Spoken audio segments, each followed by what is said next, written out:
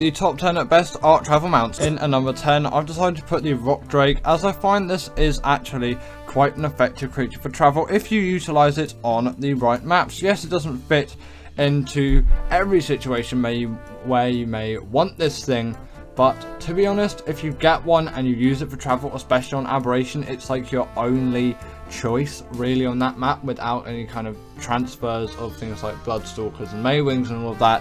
It is really going to do a lot of good service on that map, and it really does do you some good service on some other maps as well, like Gen 1 2 if you want to bring it over, and especially maps with a lot of things just like big objects everywhere for this creature to hold on to, because it's not particularly great with loads of flat terrain. I wouldn't bring it on the island of course, but still you can get quite a lot of leeway out of this creature even in some flatter environments. I'm using it in one here and I still did get across this place pretty quickly while also recording the B-roll, so it went pretty smoothly in my opinion, and it is definitely a very nice, fast, reasonably great travel mount. There's also got a load of great attacking abilities as well, which just help it along the way. Next up on the list, I've decided to put the Pteranodon, as I really do like this as a general flyer. I think it has a lot going for it, especially considering the level that you actually unlock this thing. It's sort of insane what you can get out of this creature. It's a little bit absurd, to be honest, the level on which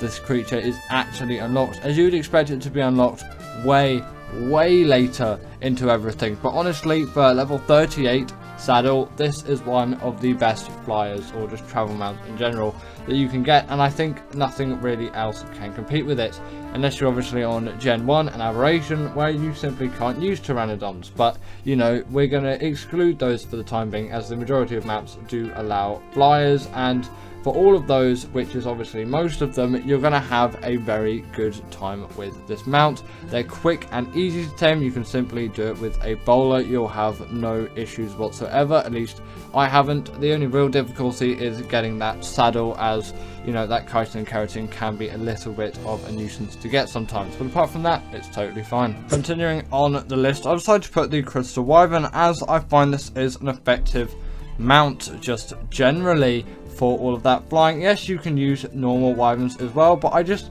prefer the Crystal Wyvern. It's not necessarily that they're better in terms of a travel perspective, but I do vastly prefer the taming of these creatures. It's much easier. You only need to be level 60, which can be simply done with a note run, and then you knock out one of these things to get some primal crystal, and then passive tame one. My favourite is the Blood Crystal Wyvern. Comment down what your favourite is, as I definitely like to know, because you know, we all have a favourite wyvern I think at the end of the day, unless you've never used them before, especially in the Crystal Wyverns I find, because their abilities are just so cool.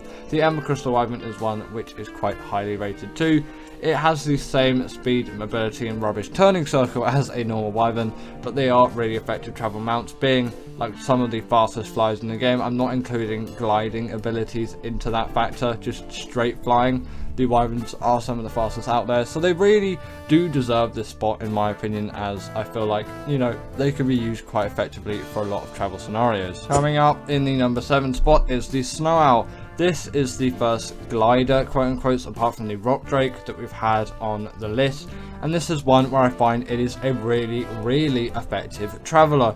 It is a basic knockout tame, and you'll have no issues with that whatsoever. You simply need to head over to the Snow Biome on Extinction, and I think they spawn on Fjorda as well, so if you don't have Extinction, hop over to there and I think you'll find them on that map.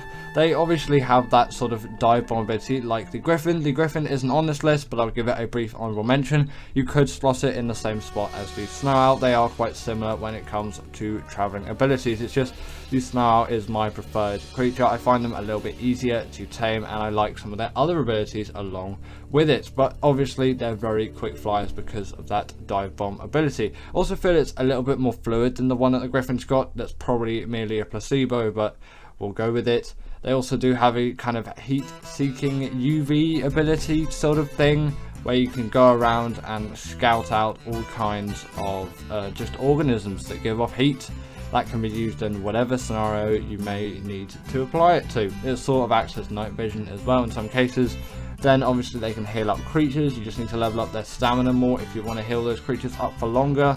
If you're wondering why you can't heal creatures up for longer, it's because you need more stamina, so get that stamina cranking, then you can heal some creatures for serious lengths of time and really get them healed up. It's great if you're just taming something and then its health is really low, like you've been training it for ages. You can simply heal it with one of these things and it's back up to scratch. The Daedon can't do that because it can only heal up your own creatures. And obviously Snow Owl pellets are going to be extremely useful if you're feeding scratches. You can get some insane loot. Next up, I've decided to put the Astradelphis, as I find this is a really effective speed mount. If you want to get somewhere really quickly, the Astradelphis or the Trophignatus, I'm gonna tag team them together because they are quite similar as creatures. Then you're gonna want one of these two. The Astradelphis is just my favorite though, so that's why I'm putting it here instead. They could dash across the map with insane speed, and that isn't even accounting for obviously any speed leveling that you may do, because you can't on these things like you can't on all flyers unless you enable it, but you can get some insane speed on these things totally like on official settings, and that is absurd. The only reason why you go for a Tropio in my opinion over the Astradelphis is the taming method is slightly less expensive. The maps that it spawns on tend to be better, and obviously the saddles are not at a way lower level, but apart from that, the Astradelphis really does take the crown in my opinion for just being such a great travel mount. It can travel with such great speed and agility. It really is an effective mount for all of that. It's just like a dog fighter but in Ark essentially. In at number 5, I've got to put the Rhinognatha. This is obviously a very recent addition to Ark, but it really has influenced a lot of great traveling, at least from me, and especially considering you can pick up things like Diplos and Rexes and Parasaurians.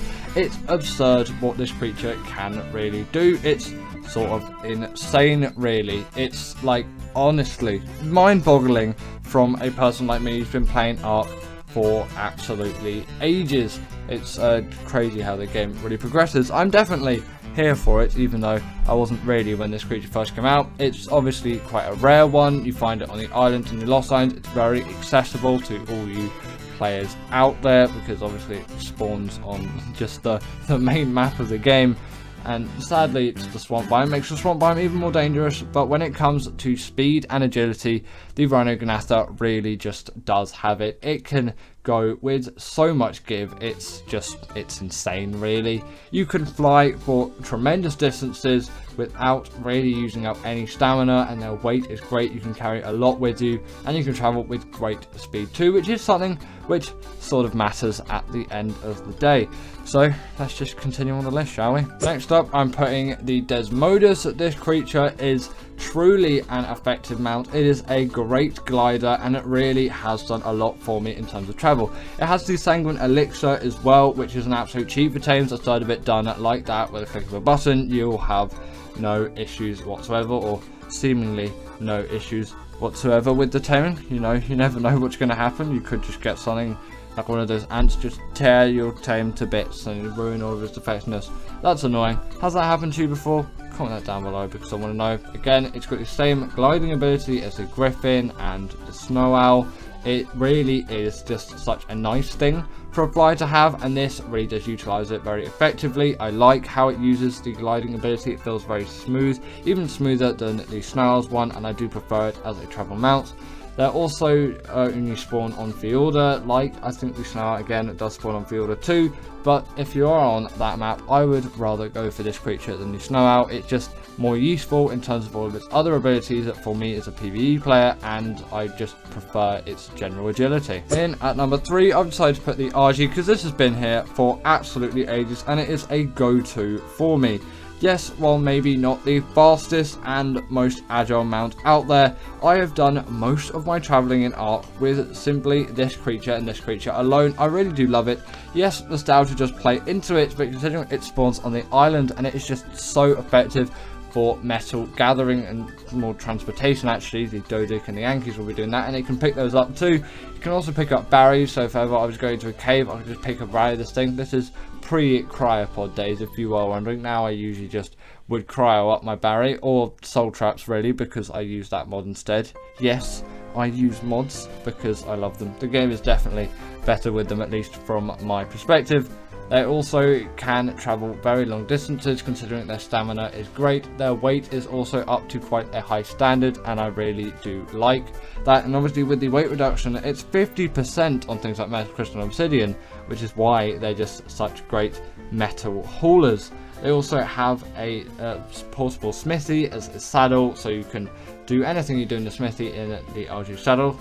So if you want to repair your armor after a cave run, let's say, you can, because those pesky autoclers at some point probably are going to get it, and that's something which you really don't want to happen. They also have a nice neat regen buff too, and I think that really does play into the essence of these creatures just being so versatile but also great travel mounts. In number 2, I've got to put the Bloodstalker, because for any underwater travel, this is my go-to, and I love it to absolute bits. It is actually insane how much I've been using the Bloodstalker as of late, but also just for general travel on the land as well. It is really effective. You're essentially a living Spider-Man. Its damage is also not to be underestimated. Yes, you're not going to be fighting any bosses with this thing, but you still can kill quite a fair few amount of creatures. They can obviously skate along the top of the water, and you can see all of the aggros of the creatures around you. So if a quick escape is needed, you can always go to the top of the water and skate away at lightning speeds, while also being able to see what creatures are actually aggroed onto you. This helps in a very low visibility environment like the ocean biome. I find that just to be really effective, and it just helps me in a way. Yes, I have the awesome Spyglass mod as well, but I don't need to really press anything for this to happen. It's just instant, and I could leave my awesome Spyglass on all the time, but frankly I wouldn't really want to do that. I only use it when I'm taming things. But obviously then when you hop out of the water, you've still got yourself an absolutely insane travel mount, and then you can be that real Spider-Man energy with you just slinging across the whole map. It's an insane creature for all things travel, and that is basically all I use it for, especially underwater travel. It's my all-time favorite underwater mount, and there is really no competition for this for me. That is my opinion. Let's get into number 1 spot, shall we? And in number 1, I've decided to put the Maywing, as I really do love this creature as a travel mount, and it is unbeaten ever since its release. This has been my go-to travel mount for everything apart from underwater travel. Although this is actually still a very decent underwater mount, and it can skate along the top of the water like the Bloodstalker 2, the Bloodstalker simply does a better job in that regard. But if I quickly need to dip in for something, the Maywing will definitely do the job with absolute ease. The saddle is unlocked at level 18, which is insanely early, so you can be getting these things basically as soon as possible. I think they spawn on Fjorda as well, but I usually go to Gen 2 to tame those things because I have the DLC and I just know they're there. Never tame one on Fjorda, but I think I've heard at some point that they have been on the map. I really am extremely unknowledgeable with Fjorda. Actually, I should probably look up all the creatures that are on that map and then converse with you in future top 10 videos. Either way, these things act as a portable feeding trough too, which is just absurd. It's a really nice ability for them to have. The animation is disturbing, but you know, we'll stick with it. And they can gather berries too. But the main reason why they're such good gliders, because you might say, well, they're just the same as the Rock Drake really, but you can really get a lot more agility out of these things than the Rock Drake, and you don't need very, you know, you don't need a big difference in terrain elevation to get these things to actually fly far. In at number 10, I simply had to put the Velonosaur. I really do love this as an art creature, and sort of just as a general concept. It really does work well with its spine attack abilities just being one of the most enjoyable in my opinion. And it's sort of sad that Wildcard never really revisited this creature and sort of added something similar to it, but it also is technically a good thing too. It stands by its own, and with the R Velonosaurs on Genesis Part 2, you've got some even better ones out there if you wish to have the upgraded version, but both still offer a lot of versatility in the combat scene. Of course, you wouldn't use them that close to a theory, but you know, it's just for proof of concept in the B-roll. And their stamina also goes on for absolutely ages. You're going to have no problems with stamina drain on a creature like this. They truly are one of the most enjoyable in my opinion. Next up, I've decided to put the Rhinognatha, and although not a big favourite of mine, just for other reasons, which I won't get into today because I still really like the creature and it's not really valid in my opinion, but my brain is my brain. This creature just can do an incredible amount, and that ability to pick up just such large creatures still always is fascinating and enjoyable to me. Like picking up Rexes and Paraceratheriums and things like that. That just seems really insane to me, and it excites me every time I see one of these things do that, or just generally when I do it, because you always think of carrying creatures like that in a cryopod or soul traps, because who really uses cryopods unless you're playing on official or on console? Just use soul traps. They're just far better. They are a little bit rare sometimes, I find, to actually tame, and the tame method is pretty enjoyable too, as long as you get it right. It's exactly the same as the Reaper tame method, except to just impregnate a dino instead of your own self, and you're also going to need a bunch of resources which will appear on screen at some point rather than the XP. So the tame method, in my opinion, isn't quite as enjoyable as the Reaper, but that creature's later on the list, and I think we'll talk about this thing a little bit later, but still a very enjoyable creature to ride around on, deal damage with, and pick up insanely large creatures with. Next up, I've decided to put the gas bags on the list, as the idea of the gas bags still just really excites me as an ARK player, and it's sort of comedically funny in the way it moves. It's just basically passing gas as it moves through the sky, because it doesn't actually fly in the sense of using its wings. It simply uses its air, which it fills up through its mouth. So,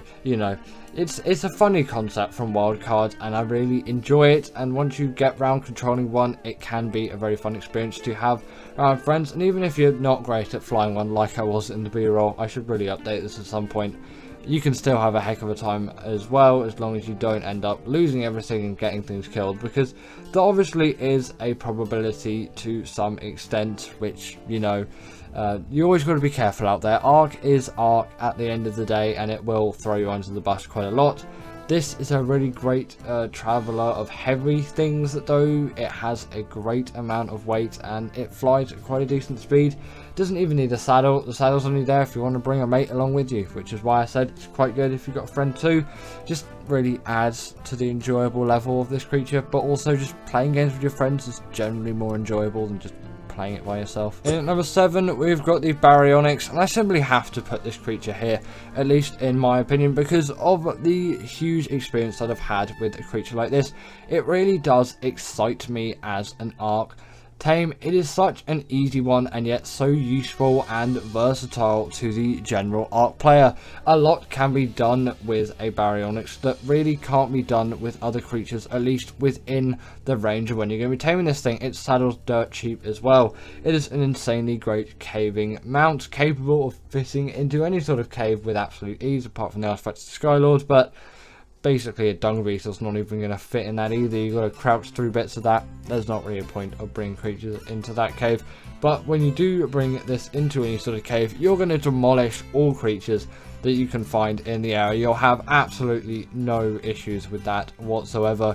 You're going to tower through tons and tons of creatures and just have no issues whatsoever, health wise and damage wise, because they really do pack.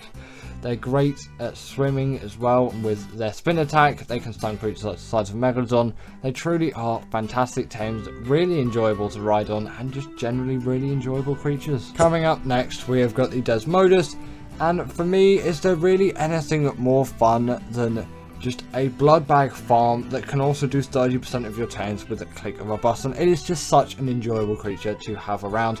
The Sanguine Elixir, again, 30% of your tame is done like that with a click of a button, and their blood bag farms. And for a creature later on the list, that is going to be an extremely useful thing for me. Might not be quite for you, but definitely for me. But even if you're thinking of taming more Desmoduses, it's still going to be useful to you. They have the glide ability as well, and they are rapidly fast flies. You're never going to be let down by the speed of these things, at least I'm not in any sense. And they can also grapple onto walls, vertical surfaces, or ceilings, like a Tapejara, which is another quite nice creature, although I think I'm not really too fond on it. The Desmodus is definitely a far better creature in my eye. Spawns on Fjorda, really isn't too difficult to tame. Your first one is obviously going to be the hardest, but then you've got a Bloodbag farm, so it really isn't going to be too difficult for all the others.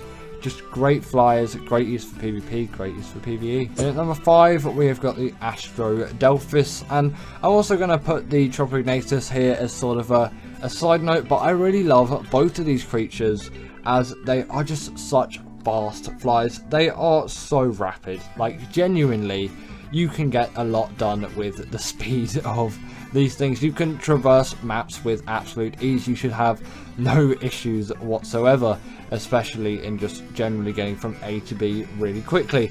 Even in the damage department too, they excel with all of their lasers or just bomb firing apparatus. And although maybe there's a little bit more gauge on how fast you're going on the Triple Ignitors, in my opinion the Astrodelphis is just more of the smoother flyer. Although its saddle is unlocked a little bit later on, and arguably its tame method's harder, although I've always found it a bit easier in my opinion, because Element is found everywhere on Gen 2, and if you just do it right and take precautions for void roams in the area, you really should have no issues, even getting one of these things quite early on. In the early days of the channel, I also made a guide to taming one of these things. It's an absolutely terrible video, but if you want to check it out, then you can add to about the 20 views that it's got at the moment. It came out over a year ago now. Actually, maybe don't look up, that's an embarrassing time in my channel. In number 4 we have got the Reaper, and this is just one of those creatures where it's like, can anything really get better than a Xenomorph alien? Obviously apart from the creature which are in the 1, 2 and 3 spots, at least for me. Yeah, this thing really is up there when it comes into enjoyable arc tames.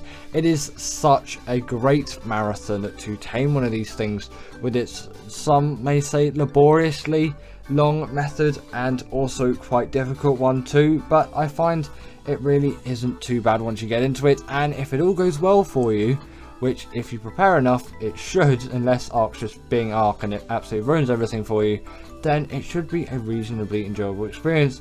Simply trap it and get its health below 1000, that being a Reaper Queen of course, and then you need to let it impregnate you, get loads of XP, and then once your Reaper baby is born, try and claim that thing. Some Reaper pheromones will help if that baby's still trying to kill you, because it probably will, to be honest. They're not strictly necessary, at least I'm pretty sure, so I don't think you have to feed them to it early on, but I would keep them there for safe measure. They're not quite the hardest things to get, but it will take a little bit of elbow grease.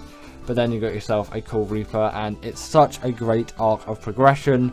I love taming these things every single time on AB. Yes, they can be easily obtained on Gen 2, but I don't really see the fun in that, because it's really just not difficult in my opinion, and I love the progression. In at number 3 we have got the Maywing, and this is so enjoyable to me, as come on, look at firstly just how good this thing's model is. I love the design of this creature. It's sort of like a flying sky platypus, and it's really captured the hearts of many Arc players ever since its release. But also why it's just so enjoyable is it's just so fast. It's like honestly insane. This thing travels at such a pace, basically nothing can keep up to it unless it's had insane movement speed levels put into it, which isn't possible on basically all these servers out there, because little have fly speed leveling. I'm also pro fly speed leveling, by the way, if you're wondering. I think Arc should really bring it back. I guess, yeah, it was a little bit game breaking, but maybe set a limit on it for those official servers, like 135% or 150% or something like that, because it really does add a nice dynamic. Yeah, 1000 movement speed Maywings would be absolutely insane, and I've tested them out on some single player servers and they are so fun to ride on when they're that speed, but also a little bit not, because you just get stuck in everything. That's a portable feeding trough, so it is an enjoyable thing for breeders. They're pretty decent swimmers too, and they can gather berries, but the main reason why they're here is just the Maywings are so good with their speed. It's honestly insane. In number 2, I've decided to put the Bloodstalker, as this is my favourite all-time, just basically general travelling mount out there. While I love the Maywing and it's got loads of great speed on it, for just generally all travel combined, that including underwater travel especially, because I do actually spend quite a lot of time down there. I don't know why I've been doing that as of late, but I'm just really enjoying it, I guess. Just for general travel on the surface as well, they work so effectively, and they are my favourite travel mount at the moment. Not only can you see all the aggros of the creatures, but they are fast in literally any environment, underwater and on land. Maybe not in lava, but I don't think any creature is, apart from the Magmasaur, but that's not on the list because it really isn't one of my favourites out there, at least just generally in my opinion. but I do find these things to be very quick and agile in basically every environment that you're going to face. Again, the underwater environment travel of this creature is just insane, and that is one of the main reasons why I'm putting it here, as yes, a Basilo is immune to all the electric eels and jellyfish, but you can easily skip away from them with a creature like this, and you can see if that aggroed onto you well before they even reach you, which is why these things are just amazing. There's just so much peace of mind put into this creature, and they've really seemingly been so well designed for all of these environments, and I just love them dearly, especially with the Desmodus being bloodback farms. I can tame as many of these things really as I want, but usually I'll just settle for one high level, maybe get another one, and then I've got a breeding pair, and then I'll breed them together, and then just take the baby of that, ride it around, and then if it dies, I'll just breed those two Bloodstalkers together again, and boom, I've got another Bloodstalker. But I'll usually keep a couple of babies spare, because you should always keep some spare of your favourite dinos. And coming in at number 1, we've got the Deinonychus. I really can't find anything that is more enjoyable just as a general creature to me like the Deinonychus. It is such a good one for any kind of boss fight. It just deals a heck of a lot of damage, really, and with the bleed ability being inflicted on bosses as well, it is an all gore out fight, and I really do like these creatures for that. It adds just a sort of comicness to these creatures, and that's something which I really enjoy. Just there's blood spewing absolutely everywhere on this Bronto, and soon enough it is very much dead. With the pack buff too, you are buffed like absolute hell, and you've got tons of these things going after you as well, obviously along with you as sort of your pack mates, to help those boss fights go by as quickly as possible.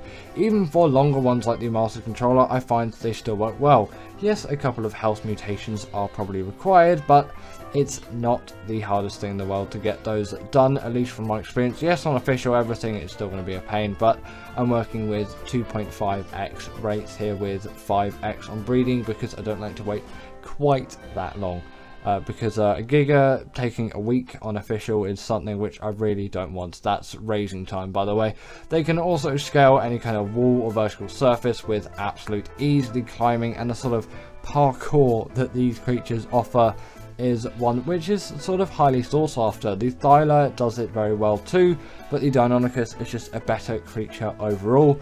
The only thing it lacks is that underwater travel, but realistically I'm not going to be using it for that. I'm just using it for everything else. So thank you to my wonderful patrons Ekaterina Puchkova, Karina Thorne, Dominic Masijewski and Ethan Tapia, who have all supported me through Patreon or through YouTube memberships. If you want to join this list, then go join Patreon or YouTube members, but thanks to all of these guys.